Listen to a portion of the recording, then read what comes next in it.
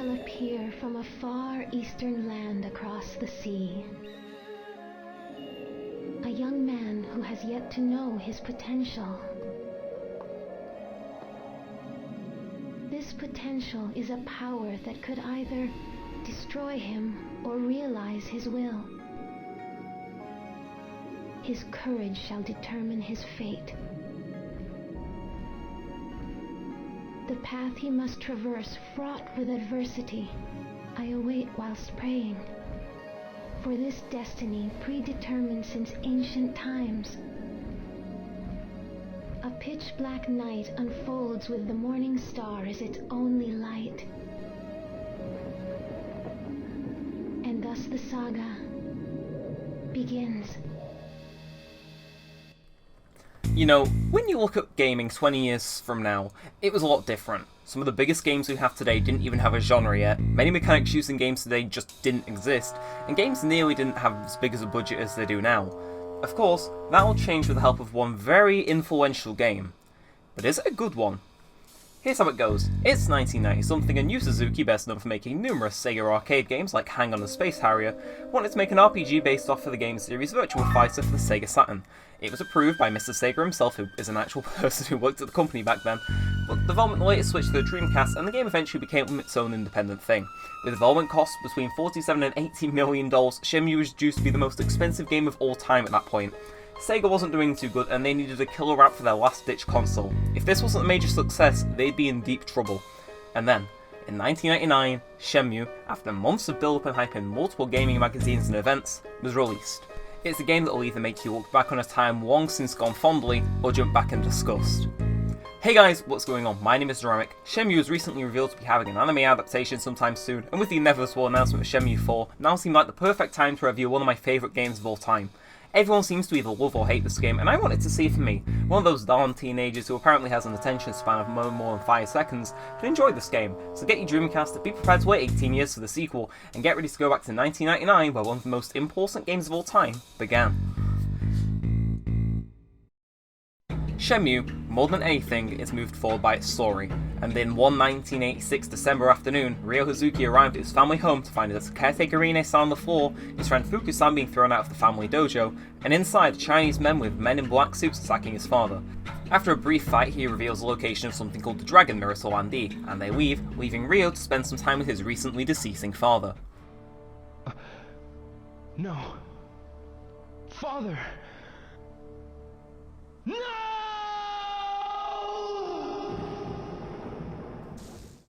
Shenmue's story is one of revenge, and as the next 3 games are spent trying to track down i&ii, find out about the man Ryo thought he knew as his father, also ultimately get revenge at the very end.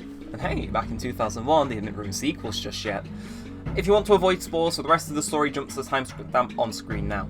We good? Okay. After a few days spent mourning, Ryo decides to get information and head out into the nearby towns of Sakuragaoka and Dobuita to get some information. Before long, small things start popping up. A black car hitting a cat, leaving a kid snore alone for little Megumi to take care of.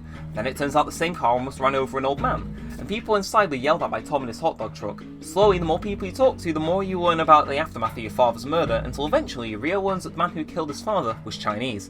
This starts him asking about Chinese people, and after visiting various people associated with the Three Blades, those being Chinese people who typically work with blades, Ryo starts infamously searching for sailors around the town of Dobuita. So do you know the place where sailors hang out? After a good old bar fight, he gets the name of one sailor in particular, Charlie. As usual, Ryo finds the guy and beats him up, and before he can continue any further, Ine-san reveals a letter that was sent to them by someone named Yuanda Zhu. This tells Ryo's father that if he were to need help, to seek out the aid of someone called Master Chen. After following through the telephone number written on the back of said letter and getting the area code, Ryo sets off for the harbour. When he's there, he meets Master Chen and his son Gui Zhang, who tell him that the mirror that was stolen was actually part of a pair. After investigating the family dojo some more and retrieving a handguard from an antique store, Ryo discovers a hidden basement where he then finds the Phoenix mirror and a few mementos from his own father's time in China inside. After that, it becomes clear that i&ii is heading for Hong Kong, and so Ryo tries to buy a boat ticket over there and either gets scammed / has his ticket eaten by one of i&ii's admirers called Chai. He then has to resort to getting a job at the harbour to earn enough money to A, buy a boat ticket, and B, as a side job, learn info about Landy's gang, the Chiyu Men, of who are working with a more local gang, the Mad Angels. Every day, Ryo has an encounter with one of the members of the gang, most of who is the sales he was looking for earlier. At this point, he meets a delinquent by the name of Josuke Higawa no Goro, who is pretty helpful in his knowledge of the harbour. Eventually, Ryo finds out something called the Long Jar, which Master Chen claims to be a threat to his own antique shipping business. After working for 5 days, his love interest in Nozomi Harazaki is kidnapped by the Mad Angels, and Ryo, in one of the coolest scenes in gaming, takes his friend to a motorbike, rides down the motorway, beats up numerous gang members in the warehouse, and rescues Nozomi under the condition that he'll beat up Guizang for them. The next day, Tom reveals that he's leaving for America in a few days. Ryo gets fired from his job for causing too much trouble, and once the evening comes, he has his encounter with Guizang. This ends with both of them on the floor being evenly matched, and Terry, the leader of the gang, trying to kill them both with a brick. This leads to a climactic 70-man battle with Ryo and Guizang coming out on top.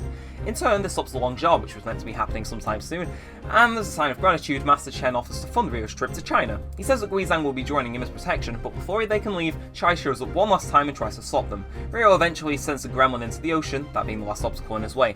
However, just as the fight was getting started, Guizang's leg was badly injured during the fight, so he has to stay behind in Yokosuka for the time being. And with that, Ryo boards the boat, and thus ends Shenmue Chapter 1. And breathe. You could say, a lot of plot-related stuff happens in this game. Shenmue was mainly based around its story, so it's important that first and foremost they made a good story a lot of people would enjoy. And I'd say they did. Sure, the delivery of it at times can be a bit off-putting, especially when it falls into a formula for the 5 days you work at the harbour, or with the voice acting, which I'll save for later, but if you're a fan of a slow-burning plot, kind of a little mystery in there too, and some of those old Kung Fu movies, I think there's a good chance you'll enjoy what's here. But that's not all the game has to offer, no. See, while the story is basically as they laid out, there are a few things which can change. Now, there are certain events in the game, and while these are much less abundant than they can be in Shenmue 2, in certain interactions, if you were to fail QTE or fights, rather than forcing you to retry them, the game will actually give you a different outcome. This never impacts the overall story, and most of the time it's as if they wanted you to fail, see the Shy Arcade fight, but its outcomes are like missing the rest of the day as Ryo recovers from a fight, or having to come back the next day because you failed a QTE was caught by a guard. Again, these are part of the story, and it's nice to see that while there aren't too many of them, you're actually rewarded for succeeding in harder scenarios, and while it might only be 1 or 2 lines of dialogue, if there's one thing Shenmue's praised for, it's attention to detail, and the fact that these are here, I can't really knock it for. Like, this whole place is just atmospheric. Like, they've even got like a bad little TV off. They've even got a karaoke thing. What's up? They've got a low poly kettle as well. Saijo-san. But there is one part I want to talk about, the writing and the characters. First off, the writing can be a little over the top at times, but for most characters that do it works. I swear Goro is possibly the greatest video game character ever made, and I will die on this hill. Ryo and all the other characters have a set personality which doesn't change depending on the plot requiring it to. Tom is a hot dog member who likes to vibe out to tunes all day. Goro is so over the top it's funny. Ryo is mostly like talking to a plank of wood, but there are an occasional moment or two of actual human emotion shining through.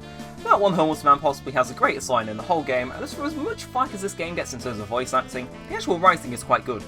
Those characters which the game tries to make you interact with a bunch, like Nozomi, Tom and Goro, feel like Ryo's actual friends by the time the game is done. Seriously, if you're a fan of becoming attached to quite a few characters in this game is a 5-course meal for you.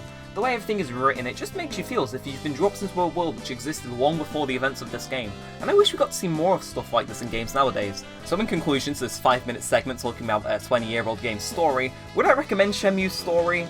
Yeah, honestly, go for it. I really like this story, and I know it gets slow-paced at times, and there are moments where you might put the game down because the actual delivery or maybe a certain story beat is put out too long, and I have to say that those moments are literally minuscule in comparison to the rest of the game. I know that people do have gripes with this story, and I have my own. There are many things which I wish were expanded on, or maybe just a few like extra events which you could do, or maybe things that weren't left so much to chance that I'll get into later. But I really do think Shenmue's story is something which, while it's not, groundbreaking in any sense of the word, I do think it would be cool to actually relive this in other mediums. See the anime adaptation I mentioned before.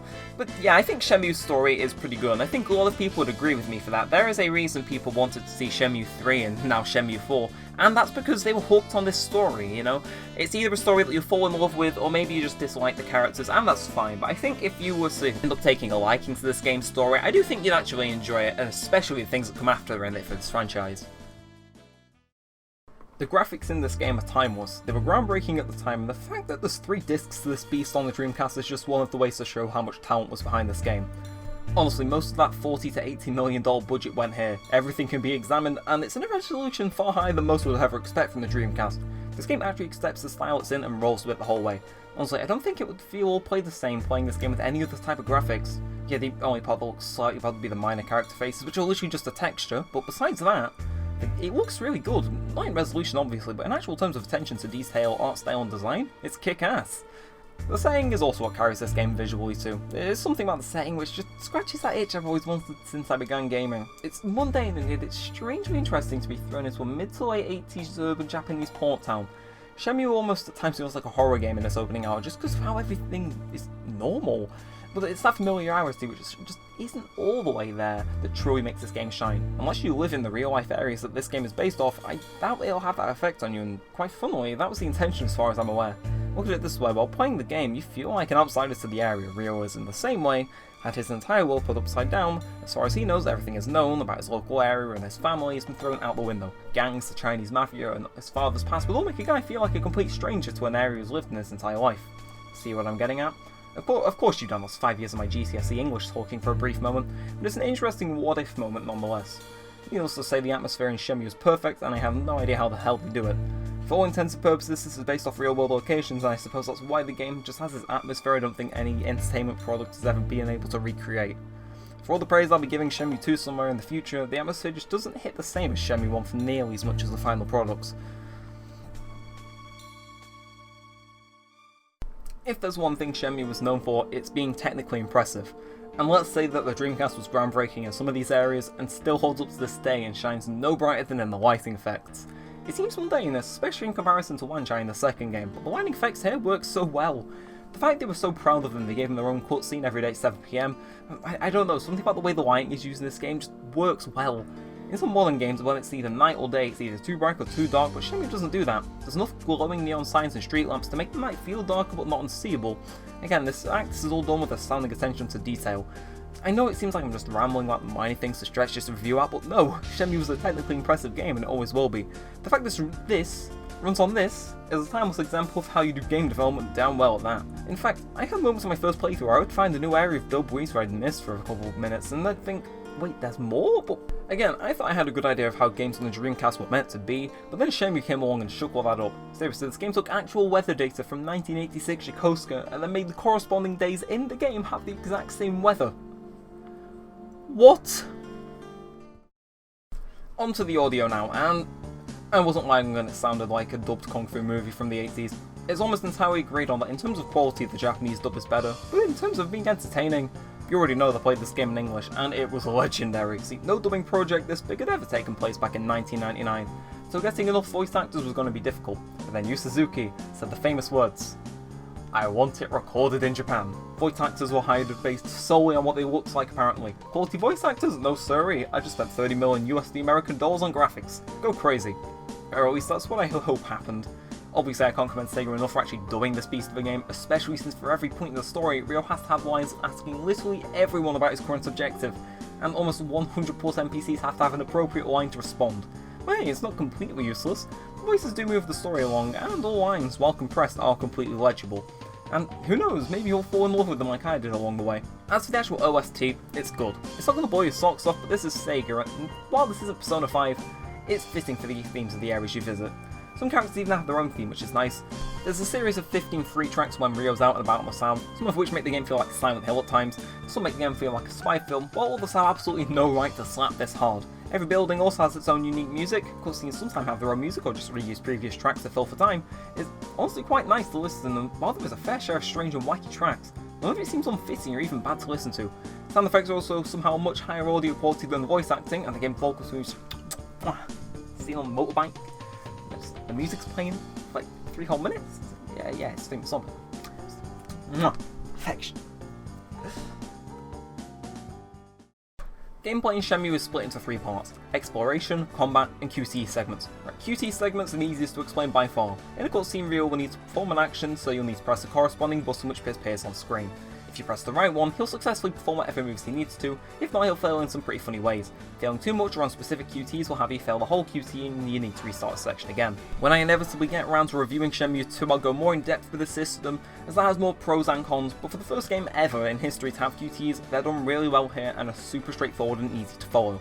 Now onto the combat. Taking from the Virtua Fighter series of games Yu Suzuki worked on previously, and were the original basis for what would eventually become a Shenmue, Ryo has about 50 moves that he can master and improve with practice in a number of spots throughout the game. In fights you can punch, kick, dodge and throw opponents, and chaining attacks together not only looks cool but deals some serious damage as well. You can call into this as a fan of fighting games, having memorised all the combos just fine. You could be a noob who'd either try to learn a few good moves or just button mash away to victory. They all work, but you have to pay attention.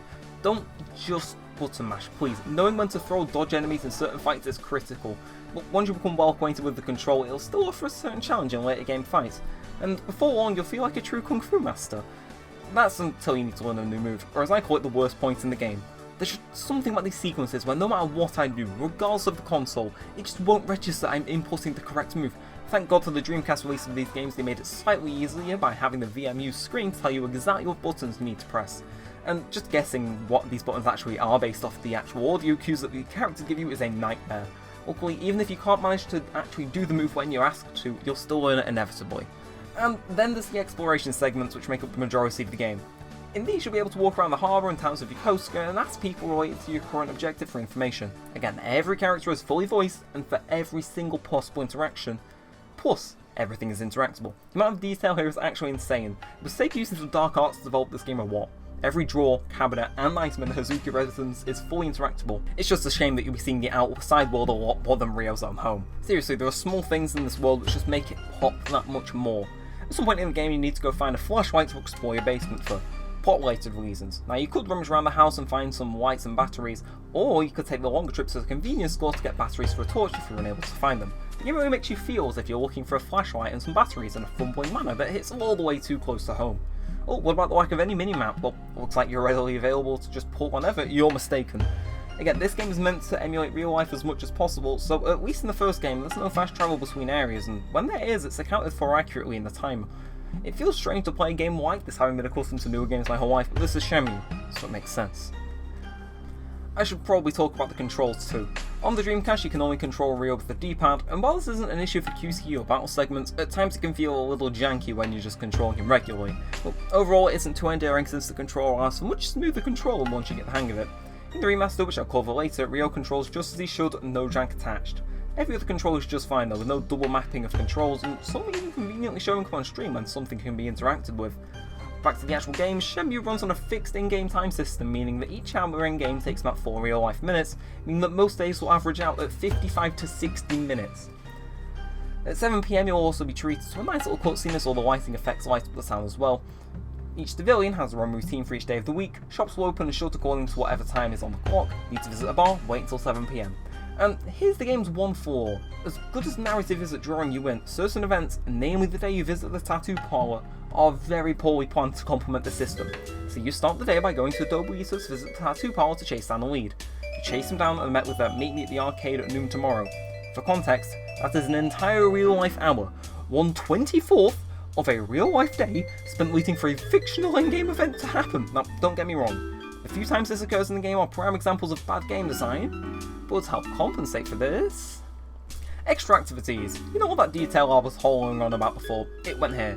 The option to enter certain buildings and change the music using a jukebox, re-enter Heartbeat's bar and annoy the owner after being banned, buying cassette tapes to listen to, buying home console versions of the arcade games for you to play at home on your Sega Saturn, the list goes on. There are capsule toy machines which you can use to build up a steady collection of Sega-themed figurines, why not train in the car park? Drinks machines to get a drink from time to time, and a minimal amount of side quests which are there, I think. A capsule you can name and then buy food and milk to give it while it gives back to full health. I wrote that line so poorly. But most noticeably of all is the arcade. Featuring many of Yu Suzuki's previous Sega arcade hits, the arcade is a great way to pass time in Shenmue 1. There's also some benefit to playing some of these as well, so QTE-based minigames are a good way to introduce yourself to the system, especially for the 1999 players who this would have all been brand new to, may I mention. The selection isn't enough to engulf a whole day's worth of waiting, as some games some people just won't like due to preference, but there's a good enough amount to where you can at least entertain yourself for a good while, my personal favourite being Outrun. It's so cool to see something like this in any game, and the fact that Sega will allow these games to save for the re-release is something I'll always give the company props for. There's also a handful of hidden events which you won't guarantee to have happen in your playthrough. In fact, there's still people finding things out about this game all these years later. One playthrough is going to be slightly different from the next, and in terms of what cutscenes and events you may or may not get, not to mention some of the items and choices which you can import over to Shenmue 2 on the Dreamcast or re-release, which while they don't have any lasting impact on the plot, it's interesting to see the different responses you get to something like Nozomi's picture. And besides that, there's not much else to do except taking the scenery and sometimes accidentally trigger an extra hidden cutscene here and there. For a game surprisingly shallow as Shenmue 1, I can't put my finger on what it is. I just like it, and that's that. And I don't overly love anything here, I love the whole package. If anything was missing, I'd complain. It's a great game with a few flaws, I'll admit, but I think admitting those shows anything how good this game is otherwise. I'm not here wishing they weren't here solely for my own sake. It's because I want less people to be turned away from this game and just see how great it is. You want to know one thing I wish wasn't here for my own sake though? See, at one point in the game, Ryo gets a forklifting job to gather some information at the harbour. These sections last 20 minutes and you do them 5 times in the game. You spend 20 minutes listening to the same music track, going back and forth in a forklift. The actual gameplay is well polished besides the sometimes strange turning and getting clipped inside a box. But 20 minutes! This is all mandatory by the way, and you can't avoid this, and you can't choose when it happens. It happens 5 days, one after the other. I swear, thank God for the breaks in these sections, because if they weren't here I would have snapped. I can somewhat make use of the hour they give me while waiting for the tattoo parlour opening the next day. I can do a selection of activities for some of that time, but for these 20 minutes, it's just forklifting even after you finish moving the crates. I just have to ask, was this really necessary? I understand Ryo had to get a job at the harbour to get information, that's just part of the story. But it's more the gameplay rather than the story reasons. If Ryo just, I don't know, maybe these things were shorter, or maybe it was just a cutscene, or hell, maybe, just maybe, it was something marginally less tedious and dare I say fun. These sections would go down fine, but for some reason though, they gave you a forklift, they made you race the forklift for whatever reason, it's a thing, and it's the one thing which hits this game so much, I wouldn't complain if these things were gone in the re-release, sadly they're still there. These are by far the worst part of the game, and just mentally prepare yourself, okay, it's better to just do them all in one sitting, or one after the other in a short span of time, because I can guarantee if any point in this game you're going to put it down, it's either at the beginning or in these sections.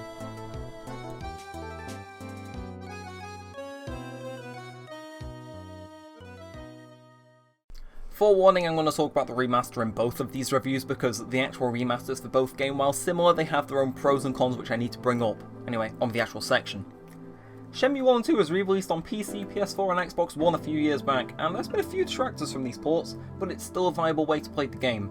Yes, while there is a visual upgrade, nothing was actually done to change the portions of the game where you'll have to wait around. Cutscenes will still run in the 4:3 aspect ratio, even though on Dreamcast with a VGA cable they're shown to go way past that and they still look good. The game still runs at 30 frames, but there's a lack of dipping frames in busy areas. The game looks bloody gorgeous with some of the changes D3T made, a revamped UI which more closely matches Shenmue 2's, the option to toggle graphics settings even though this game could run off 2 MB of RAM on the Dreamcast, the option to choose what dialogue option you prefer, and while the loading screens were ever 2 in your face on the Dreamcast, they're now much quicker.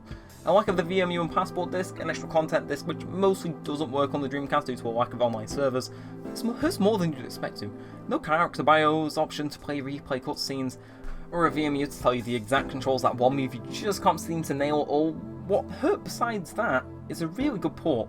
In fact, I go as far to say that unless you're a diehard Dreamcast fanboy, this is the definitive way to play Shenmue 1, especially because this version doesn't restrict you to using the D-pad for movement. That's right, on the Dreamcast you use the D-pad to move. It might be easy enough to get used to after a while. Controlling Ryo with a thumbstick on a controller is heavenly.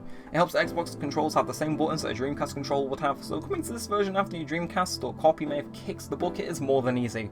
Everything that made it in is the same, so that compressed dialogue from 21 years ago still sounds compressed and there's nothing to do about it, but for its price you can't complain. On CEX where I first bought Shenmue 1 and 2 comes in at £11 for current gen consoles, whereas the first game alone costs £20 on Dreamcast. It's a good deal, and honestly if the few things I mentioned before weren't deal breakers then go for it, especially when it comes to the second game for reasons I'll cover next time. You're getting both classic games with a visual upgrade for almost half the price of the first one. Shenmue is at its core a story-driven game.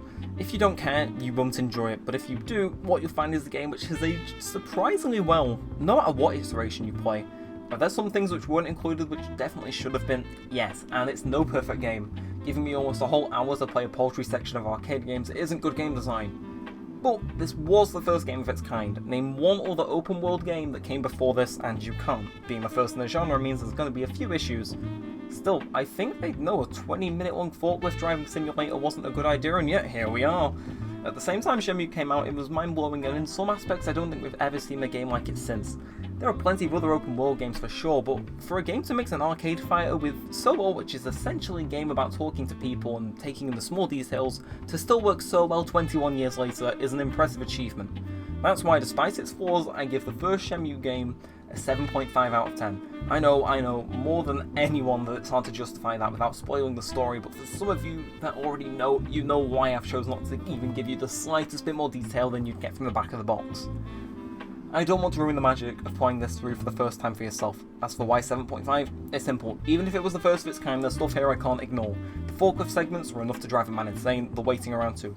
Some interactions, like using a key or feeding a cat, are way too finicky and require a hot minute of trial and error to figure out fully, and the fact certain side events are left down to complete chance require extreme foreknowledge is just whack. Not to mention the information which takes years to access in the notebook, it was just a simple guessing game. I think the second game just beats this one out by a mile, so giving this game any higher is a detriment to what that game did. Shenmue 1 is good, but there's a lot of problems with it being the first true open world game ever, which made it be dragged down. No, I was actually born in 2002, meaning that I didn't play Shenmue at all until Christmas 2018, so I do want to say that for those of you who are worried about younger people may now just not get Shenmue, don't worry. I picked the game up and blazed through it at every available chance, and it may even be one of my favourite games of all time. So with that, feel free to come back whenever I get around to making the Shenmue 2 version of this review, and buckle down, because that sequel didn't pull any punches, so neither will I. But with all that said, and all that aside, thanks for watching guys, mine's been Neremik, and peace out. And with that, that's another review down. I'm recording this literally 2 months after I recorded the audio which you just heard in that, and some things may contradict because I repeated a few things. I did end up including a summary of the story in this review, for example. But yeah, it's crazy to think that, well, A, this definitely wasn't as big a project as the last review was, but I did really enjoy making it, so if you could like, subscribe to all that stuff, it would be great. Again, I really like Shenmue, and I have enjoyed editing this on the time I've had. I hope you've enjoyed either watching this back after it's premiered, or enjoying the premiere while it was happening. I really do appreciate it. But I'd leave this in. I did it at the end of the Sonic Unleashed review, and I really liked it. So I think I'll leave a little editor's note at the end of this. I'll record it once I've finished editing it all together. I know I could have probably stepped up the editing a little bit more in this at certain points, but I do think, especially since my version of Vegas was having a field day with just not chroma keying a bunch of the backgrounds of images you'd see on screen. I did the best I could do without having to sink hours and hours and hours into it. So yeah, hopefully the editing was alright for you. But yeah, up next, some of you will have heard me talking about the impending next review. It's obviously going to be Animal Crossing New Horizons, I think. That game's been out long enough, I think it is due time, but this is a Shenmue review, so let me know if you want to see me do Shenmue 2. The reason this review actually took so long to get out was me playing through Shenmue 1, so in the description I'm going to leave a straw poll, and I want to see if you guys would prefer me to play through the game myself, refresh my thoughts, and then use my own footage for that review, or if I should just kind of review it, not now, but in a bit. Probably when I haven't finished playing through the whole game, but halfway through, and I use someone else's footage for the rest of it. It's I know it's probably best if I replay it, but I don't want to see what you all think. Obviously, I don't want to keep you waiting for years and years for that to come out, like a certain game company did for their third installment. So let me know. I will review Shenmue 3 one day as well. But yeah, that's Shenmue 1. There's not much else to it. This is like I said, it's a much shorter review than last time, but I enjoyed it nonetheless. So yeah, that's really all I have to say. Hopefully you enjoyed, and stay tuned because I want to get one more review out this year. We've got pretty much just over 3 months left, so I'm going to try my absolute hardest to write up, get the footage I need, and edit that thing together. But yeah, if you stuck with us for the whole thing, you've watched all the way to the end, then thank you. I know this isn't exactly the demographic type of game which I've been doing on my channel, but I do really like Shenmue, so I thought I'd review it. But yeah, so let's wrap this up. So yeah, with all said and all that aside, I appreciate it if you made it this far, but thanks for watching guys, mine's been Neremik, and peace out.